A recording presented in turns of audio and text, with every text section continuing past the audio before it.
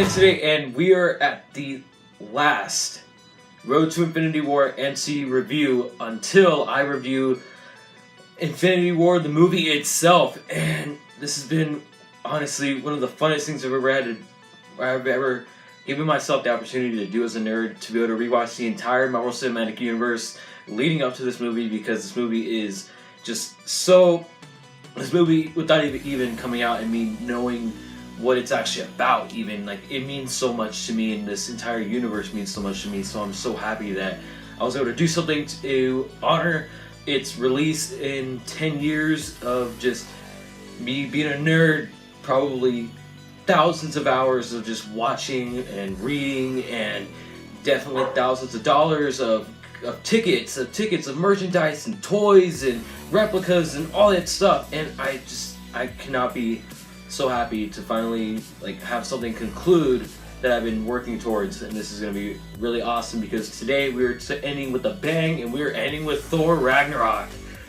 Since I already did review Black Panther back in February, this is going to be my last one, and I gotta say, man, this movie is so much fun. And I know people think like, oh, if this is fun, that it's not really good. No, this movie is really good. This movie is really awesome.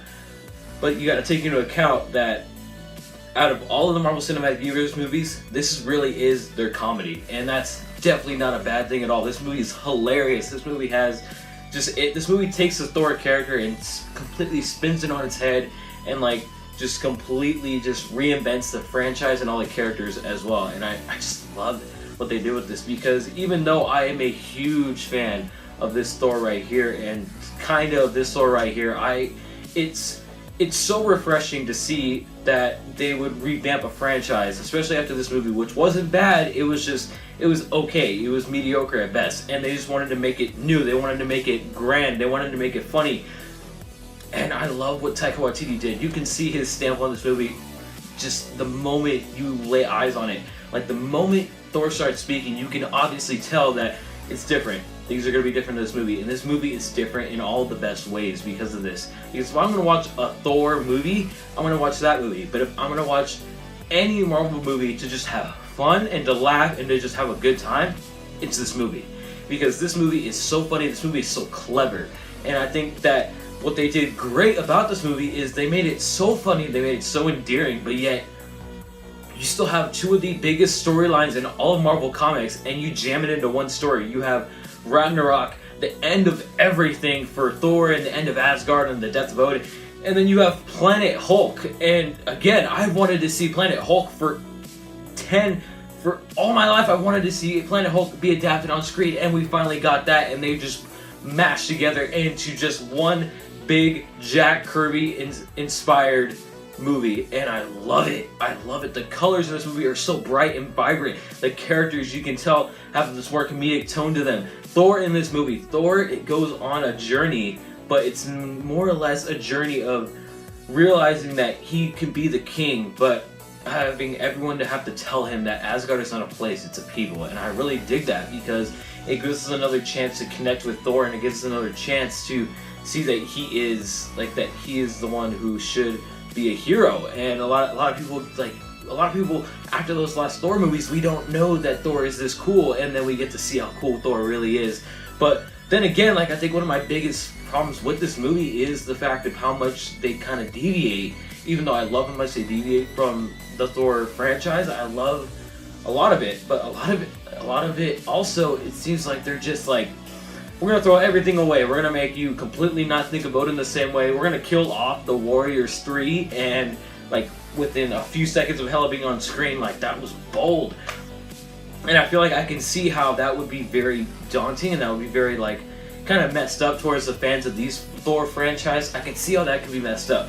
But as a fan, I love seeing new stuff. It definitely seemed like a new writer was jumping on and a comic that was, maybe its numbers were falling a little flat, and they just completely juiced it up. And I'm okay with that. I really am, because I think him, Taika Waititi, and James Gunn should get together and just rewrite and write everything that comes out of the cosmic universe, because this movie is so freaking fun and so freaking good. I think, I guess going more of my negatives a little bit more, I think one of my other negatives that I only walked out of this movie is that I like Loki when he's grand and when he's big and when he's the main center of bad attention, and I really like that. I really love it in the Avengers when he's like, "You were made to be ruled." Like, that's one of my favorite. That's one of my favorite villains in this, and he still is my favorite villain.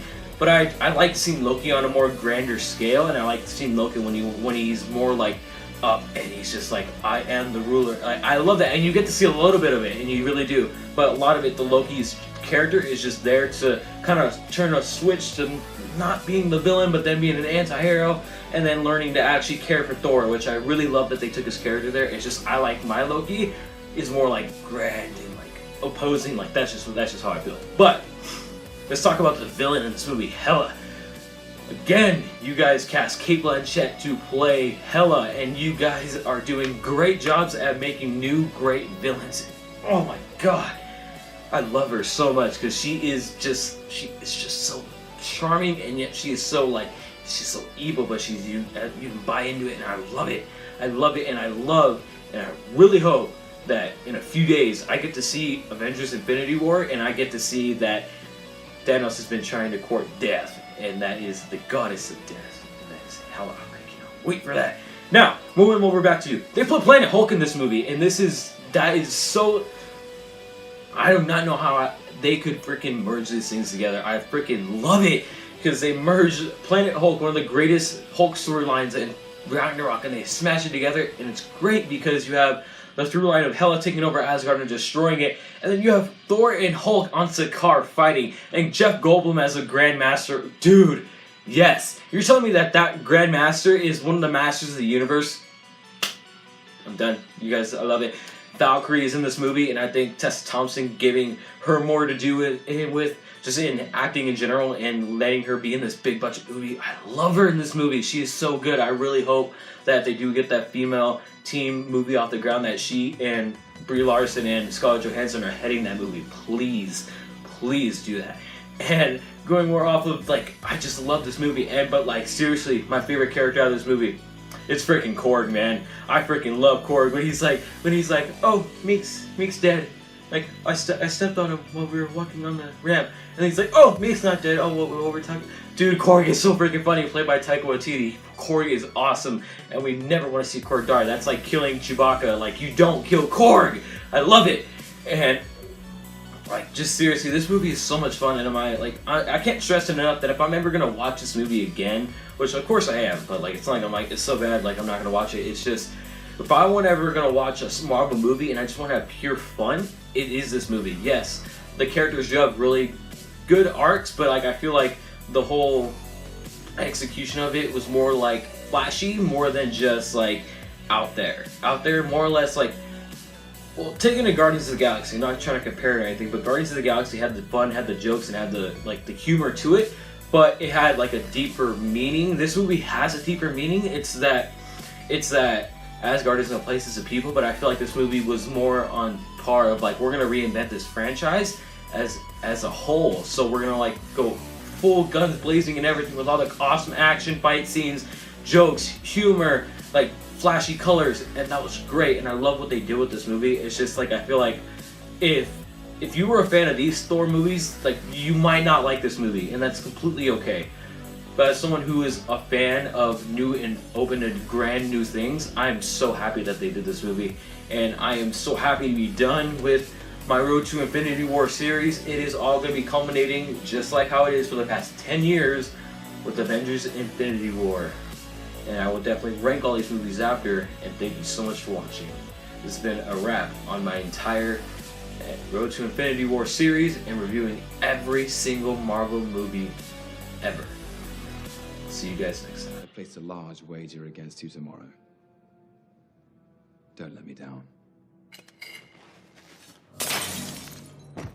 Piss off, Ghost! He's freaking gone.